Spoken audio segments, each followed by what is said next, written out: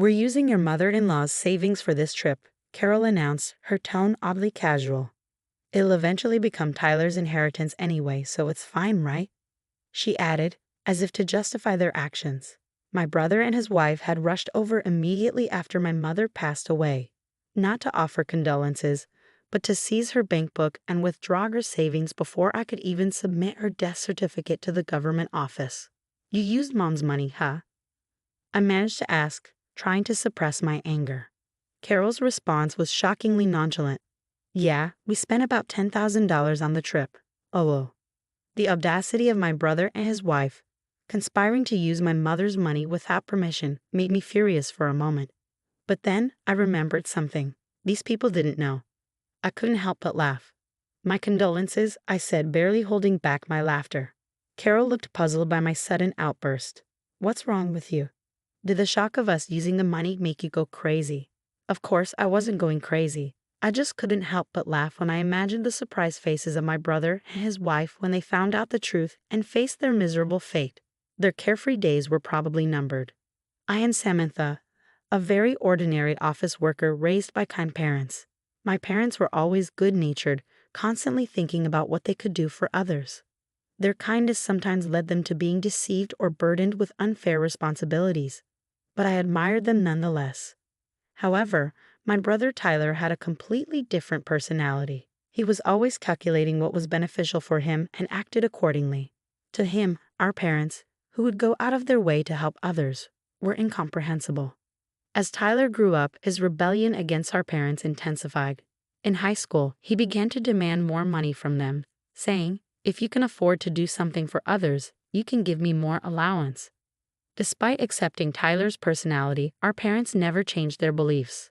Their unwavering character only frustrated him more. Tyler's negative feelings towards our parents only grew stronger in college. Taking advantage of the fact that our parents paid for his tuition, Tyler spent his college days partying and eventually failing a year, causing them trouble. Parents should naturally devote themselves to their children, right?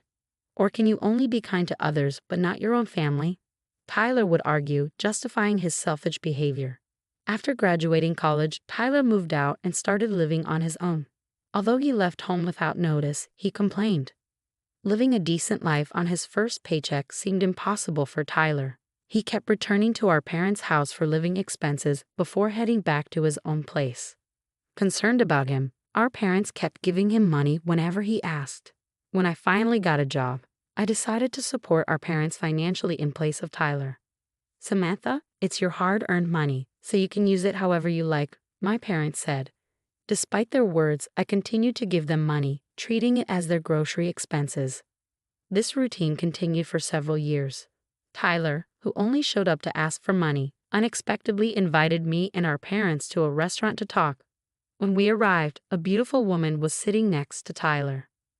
"Dad, Mom, Samantha, let me introduce you. This is my girlfriend, Carol," Tyler said, and Carol nodded politely. "I've decided to marry Carol. We'll be busy preparing for our wedding and our new life together, but I hope you'll support us." I initially thought Tyler meant support in terms of caring for Carol, but it became clear that his idea of support was entirely different. He asked our parents to cover the expenses for his wedding and their new home. Knowing our parents' inability to refuse help, Tyler skillfully persuaded them to foot the bill for everything. Even after the wedding and the purchase of their new home, he continued to rely on them for money. Carol, his wife, grew accustomed to this lifestyle and began living more extravagantly. However, this lavish lifestyle was short-lived. Our father's health deteriorated and he was hospitalized. Even with insurance, hospital stays are expensive. To ensure our retired parents wouldn't struggle financially, Tyler had to reconsider his reliance on them. I proposed to my brother that we both shoulder the burden of the hospital bills. "You've been living at home and receiving assistance from Mom and Dad, and you've had a fair share of financial support from them too, right? This is the time for us to step up and help them," I reasoned. But my brother didn't see it that way. "Why should I?" he retorted. "It's Dad's fault for not taking care of his health. He neglected himself while always helping others. That's his responsibility." Following that conversation, my brother stopped visiting our parents' house altogether. Neither he nor Carol, his wife, made a single visit to our father while he was in the hospital. It was my mother and I who desperately took care of him until he passed away. Even when we informed them of our father's death, they didn't offer any assistance with the funeral arrangements. They briefly showed up at the funeral but failed to greet our relatives properly before leaving. Our relatives looked at them with disdain, but they seemed indifferent. My mother, who had bravely taken on the role of chief mourner during the funeral, began to lose her energy after the funeral, clearly affected by the loss of my father. Tyler, Mom has been feeling down lately. She wants to see you. Can you visit her at home sometimes? I asked my brother. After a brief pause, he responded, by the way, what happened to Dad's inheritance? It all went to Mom. It seems they had decided that's what they would do when Dad was still alive. I informed him. Realizing the gravity of the situation, I felt a foreboding sense of dread and immediately cautioned my brother. Mom has control of the money now, right? He inquired. Yes, but listen carefully, I urged, sensing his intentions. Mom is emotionally vulnerable right now. Don't even think about taking advantage of her financially, okay? I need you to come and support her. That's what's important. What's the point of going if I can't get any money out of it? It's not worth my time, he retorted dismissively. Despite my insistence that we wouldn't be providing him with any financial assistance, my brother never set foot in our parents' house again. Then, just 6 months after our father's passing, our mother also succumbed. Despite her weakened state, my brother showed no concern. Upon learning of her death, he hurried back to our parents' house. I hoped he would fulfill his duties as the eldest son during the funeral. But to my dismay, he and his wife vanished as soon as it began. Frantically, I tried calling his cell phone, but it went straight to voicemail. In the end, I assumed the role of chief mourner in his absence, managing to navigate through the funeral proceedings alone. Several days later, I finally managed to get in touch with my brother. Samantha, this is Carol, came the voice on the other end. Where's Tyler? I asked anxiously. He's busy with boarding procedures and can't come to the phone. Carol replied casually. Boarding procedures? Where are you? We're at JFK Airport. We're leaving the United States in a few hours. Lol. My heart sank as I processed the revelation. You're leaving the United States and going abroad. Yes, we're going on an international trip, Carol confirmed, devoid of any hint of remorse or regret. I was taken aback by my brother and his wife's swift decision to embark on an overseas trip immediately after our mother's passing. However, what Carol uttered next left me utterly astounded. We're really grateful to our mother-in-law, you know. Thanks to her, we're able to enjoy this luxurious trip abroad, Carol remarked, her tone laced with casualness. Puzzled, I questioned, what do you mean by that? We used our mother-in-law's savings for this trip. After all, it was going to be Tyler's inheritance anyway, so why not use Mom's savings? Carol explained nonchalantly. How did you manage to get that money? I inquired, my anger simmering beneath the surface. We borrowed her bank book and seal when we visited her house. We knew we wouldn't be able to withdraw money once the death certificate was submitted, so we hurried. Carol confessed, revealing the true reason behind their rush to our mom's house after her demise. So you used Mom's money, I stated, trying to contain my frustration. Carol's response was surprisingly blaze. Yes, we've already spent $10,000 on trip expenses. It's a good thing Tyler's plan worked out. Initially, I was furious at the audacity of my brother and his wife for dipping into our mom's savings without permission. But then, a realization struck me. They didn't know. I couldn't help but chuckle inwardly. Serves you right, I thought to myself. Perplexed by my sudden outburst of laughter, Carol questioned, what's wrong with you? Did the shock of us using the money make you lose your mind? Tyler is the eldest son, so it's natural for him to inherit more, right? I responded between laughs. Sure, that's fine. I'll give up my inheritance so Tyler can inherit everything. That was your plan all along, wasn't it? Upon hearing this, Carol's demeanor shifted to one of delight. Oh my, you're quite understanding, huh? By the way, please make sure to arrange for all of Mama's mail to be sent to your house from now on. Don't worry, it's a simple task. I'll let Tyler know, she concluded cheerfully before hanging up the phone. I didn't hear from my brother again until they returned from their trip. Samantha, Carol told me you're giving up your inheritance, my brother stated as soon as he called. Yes, but more importantly, did you handle the mail forwarding for Mom's mail? I asked. Yeah, I took care of it as soon as we got back, he replied. But to know you're not going to change your mind later, are you? You won't say you should have inherited after all? I inquired. Of course not. I still believe my decision was the right one, he'd affirmed confidently. Well, it's only right that I, the eldest son, inherit everything, he added with a chuckle before ending the call. However, a few weeks later, he called again, sounding panicked. There's a collection notice addressed to Mom in her mail. What's this about? He asked anxiously. Oh, is it from the bank? I speculated. Our parents always wanted to help people in need and would accept any requests, including financial ones. As we delved into the matter, it became apparent that our parents had accumulated substantial debt. The debt outweighed their savings, making inheritance a risky proposition that could potentially leave them in a dire financial situation.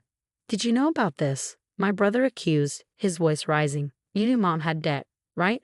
Why didn't you say anything? There was no point. What you're saying is meaningless, I retorted. If I had known, I would have given up the inheritance too. That's impossible, he exclaimed. Why the hell is it impossible, Tyler? You took money from Mom's bank account to go on vacation, didn't you? I countered. So what? What does that have to do with giving up the inheritance? He shot back. It's a big deal. What you did is considered a tacit acceptance of the inheritance, I explained. It's a legal concept. Let me break it down for you so you can understand. I explained to my brother that by withdrawing money from our deceased family member's account for his own use before the inheritance process, it was legally seen as a tacit acceptance of the inheritance. I have never heard of such a thing, he rebutted. Of course not, I replied. Not many people would even consider using a deceased family member's savings for their own selfish desires, so it doesn't come up in conversation. You're just making stuff up because you want the inheritance for yourself. I have a lawyer friend, you know. They'll find out if you're lying, my brother threatened before abruptly ending the call. Later he called back, but this time, his bravado was replaced by a sense of resignation. Samantha, you were right. I can't give up the inheritance now, he admitted. It seemed his lawyer friend had given him the same answer I did. Finally understanding the gravity of the situation, my brother realized that he had inherited not just assets, but also the debt our parents had accrued. Despite his protests, it became clear that he was partially responsible for the financial mess, having frequently begged our parents for money without knowing the extent of their debt. Desperate to find a way out of his predicament, my brother attempted to persuade me. Hey, Samantha, our parents are gone, and it's just us siblings now, right? Isn't this the time to join forces? He proposed. What do you mean by join forces? I questioned, wary of his intentions.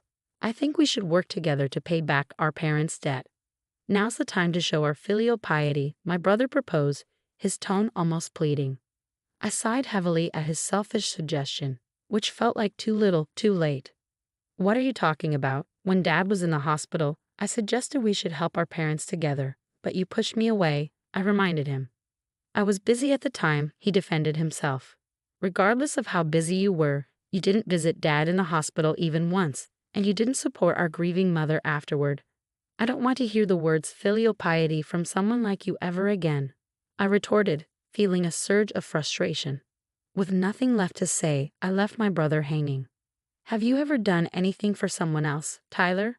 I know you took advantage of our kind parents, but there's no one who will help someone who can't do anything for others, even if they're family. But if you don't help me, Carol and I can't pay back the debt by ourselves. Are you going to abandon your brother? We're family, he pleaded desperately. When Dad was in the hospital, you abandoned him, saying it was his own fault for not managing his health. This time, using Mom's savings is your own fault, I countered, feeling the weight of disappointment settling between us. I regret that, okay? I've changed, my brother's voice pleaded through the phone. Have you? I still think you're just desperate to reduce your own debt. And even if you've changed, the person you should apologize to is no longer in this world. It's too late. I interjected firmly, cutting him off before hanging up the phone. I had no intention of helping him. After all the trouble he had caused our parents throughout the years, burdened with debt and unable to live the carefree life they once had, Tyler and Carol's relationship quickly turned sour. However, living separately would only incur more expenses. Unable to afford even the moving expenses, they had no choice but to continue their married life together, bickering all the while. At first, they tried to save money and pay off the debt little by little from their salaries, but it didn't last long. Neither Tyler nor Carol could forget their luxurious lifestyle, and they would secretly spend money behind each other's backs, causing their debt to never decrease. As a result, they blamed each other for their inability to reduce the debt further, damaging their relationship. Their marriage continued to crumble in this vicious cycle. On the other hand, I finally found the time to properly mourn our parents. I remembered how during our parents' funeral, countless attendees tearfully expressed their gratitude for the help our parents had provided them when they were in need. Realizing how many people our parents had helped made me feel even more proud of them. It was ironic that my brother, who had never shown any gratitude and had always caused trouble for our parents, ended up shouldering the debt that resulted from their acts of kindness. Even though they were drowning in debt, I still admired our parents for never giving up on helping others. With these thoughts in mind, I continued to pay my respects to our parents at the family altar every day.